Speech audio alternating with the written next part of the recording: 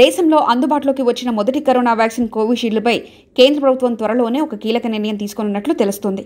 Covishield 2 డోసుల మధ్య గడువును తగ్గించాలని కేంద్రం కసరత్తు చేస్తోంది. ఇందుకు సంబంధించి త్వరలోనే నిపుణులతో చర్చించిన ఒక నిర్ణయం తీసుకుంది. కోవిషీల్డ్ వ్యాక్సిన్ మొదట అందుబాటులోకి వచ్చినప్పుడు 4 నుంచి 6 వారాల మధ్య సెకండ్ డోస్ వేసుకోవాల్సి ఉండేది. ఆ తర్వాత 2 డోసుల మధ్య గడువును ప్రభుత్వం 6 నుంచి 8 వారాలకు పెంచింది. మళ్ళీ కొన్ని రోజులకు ఏకంగా 12 నుంచి 16 వారాలకు పెంచింది. అంటే ప్రస్తుతం కోవిషీల్డ్ వ్యాక్సిన్ ఫస్ట్ డోస్ వేసుకున్న వారు 12 వారాల తర్వాత సెకండ్ డోస్ వేసుకోవాల్సి ఉంది. కోవిషీల్డ్ వ్యాక్సిన్కు సంబంధించి 2 డోసుల మధ్య గడువు ఎంత పెంచితే వ్యాక్సిన్ పనితీరు అంత మెరుగ్గా ఉంటుందని వివిధ అధ్యయనాల్లో తేలింది.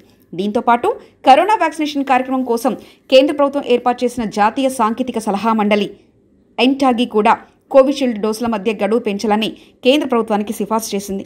ఈ సిఫార్సు ప్రకారం కేంద్రం అప్పుడు కోవిషీల్డ్ డోసుల మధ్య గడువు పెంచింది. అయితే ఇప్పుడు ఈ వ్యాక్సిన్ డోసుల మధ్య గడువును తగ్గించాలనే ఒక ప్రతిపాదన కేంద్రం వద్ద ఉందని వార్తలు వస్తున్నాయి. త్వరలోనే ఈ విషయంపై ఒక నిర్ణయం తీసుకున్నామన్నారు. అయితే కోవిషీల్డ్ వ్యాక్సిన్ డోసుల మధ్య గడువు పెంపుపై ఇంతకు ముందు పలు విమర్శలు వచ్చాయి.